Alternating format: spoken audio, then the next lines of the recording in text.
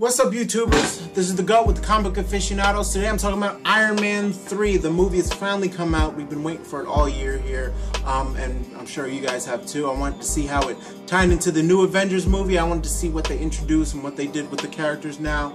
And I have to say, I was not disappointed, but I can't rant and rave. It was awesome. I think in order of movies and how great they are, I think it's part 1, part 3, this newest installment, and then part 2. So let's get started. Let's get right into it. One of the biggest changes in the movie is that they introduced the idea of extremists, which for Iron Man fans, that is actually a big theme in Iron Man's books. It was kind of a power boost in his series, and I'm gonna say this: it was an excuse to give Tony Stark as a human kind of superhuman powers, and it worked, but it worked in a completely different ways, and the writers kept it that way. They're really good on thinking on their feet and keeping the hero itself grounded. Now, as far as the movie, it seems like the extremists gave everyone else in the movie who had it injected into them the same power set. It reminded me a lot of Fing Fang Foom. In fact, before the movie came out, Mason A.J. thought that the main character was a dragon, and you got to see the movie to see why. There's a lot of fire throwing involved, which wasn't entirely accurate, but if you know the character Fing Fang Foom and how he even ties into extremists, it wasn't too far off. But that was our biggest complaint with it, is that every character had that same power set. I would like to see, like in the comic books, it gave people crazy different powers. It's just how their body reacted to it. Other than that, the movie is really centered about the formation of AIM. Now, for all you guys who are new to comics, in Marvel, there's everyone knows Hydra, which is the big kind of the evil version of S.H.I.E.L.D. But AIM is this group made of super scientists doing evil things. If you know the character MODOK, the big giant head, he's usually connected with AIM. He's usually leading them for some reason. He's a meh character. And AIM is the guys in the big yellow suits. I'm sure Excalibur's going to put a big picture of what they look like right here, or maybe right here. Alright, maybe right here. Right here. Alright, and that's what they usually look like. You've seen them in a ton of stuff. The video games, the comic books they're really famous for. They really pop up in Avengers every once in a while, but they do evil science. The characters, how they translated to the movie were very, very interesting. Mainly their version of the Mandarin. There was a twist in the movie that kind of knocked me on my ass with the Mandarin, and a lot of people, I can see why they wouldn't be happy with it, because the Mandarin is a major Iron Man villain. He's known as the Iron Man villain, and while they hyped him up in the trailers and even through most of the movie, when you figure out the Mandarin, it could probably be disappointing to people, but it wasn't for me. For the story that they built, I thought that twist was brilliant.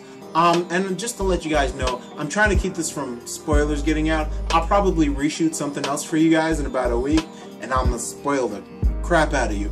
But for right now, I'm gonna keep it kind of vague. There was one part in the end that got kind of corny with Pepper Potts for me. I would have done that completely different. Again, I'll probably throw that in my spoiled review. I really liked what they did with extremists in this. My only issue is that as far as the Iron Man comic book extremists, it seems like extreme theme that they could only use with Iron Man. With this one, I feel like they could have put any other Superman in it, and it probably would have worked out. I like how everything affected Tony Stark and his life, and how it's built up from there. The things and the movie directly addresses the Avengers movie. I was really worried that was going to be something that happened, and then it wasn't really going to come up. They were going to make a separate story and everything, and it was just on to the next big adventure. No, it ties directly into the character. It has big effects on the character, and it first weakens him and then makes him stronger in the long run. It was a very, very good story. I was very happy with how it came out. Again, I would like to see more villains in it. With what happens with the Mandarin, I can't wait till next week. The villains that are in the movie, while they are strong and cool and actually superhumans, which again I thought was great, because you went through 2 movies of watching people in suits using tech to fight Iron Man. You actually had superhumans in this one, and they were done really, really well. But even the main bad guy, I didn't feel like was a main bad guy superhuman. For what it did, for what it built upon, and for how it ended, I was really, really happy with this installment of the series. With the comic book, there's a ton of changes, but that was one of the main comic book changes. It was the actual use of the Extremis virus and how it gave people powers. The storyline is also very much different, but check it out on your own. The comic book stores always have them. Again, this is a big story. You can find the collected works in one collection. They probably have it at bookstores, comicbookshoplocator.com.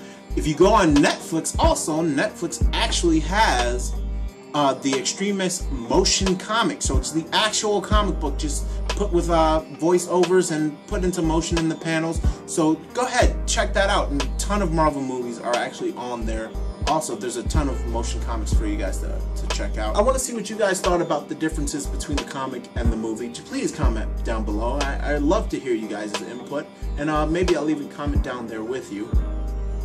As you're going into it, I was waiting for a tie-in for the next installment of the Avengers. Now, after the credits, you don't leave the credits during a Marvel movie. You stay after the credits. And of course, there's an after-credit scene where you see another character from the other movies there. Again, throughout the movie, you're directly referencing the other movies and other characters, but they didn't show anything that, well, at least to the naked eye, they didn't show anything that tied directly into what might be coming up. So no spoilers in that, and the fanboy in me was like looking everywhere. I couldn't see too much. There was a couple of things that popped up in the background that were really cool. But you know what, for now that I think about it, they couldn't touch on everything with the Avengers too much, because you're watching Tony Stark go through all this and you're like, why doesn't he just make a call? If it was really that big a deal. But I was very happy with the installment. I want to know what you guys think. We're all cool here. I'll see you guys next week with I can get more into it and maybe curse some more.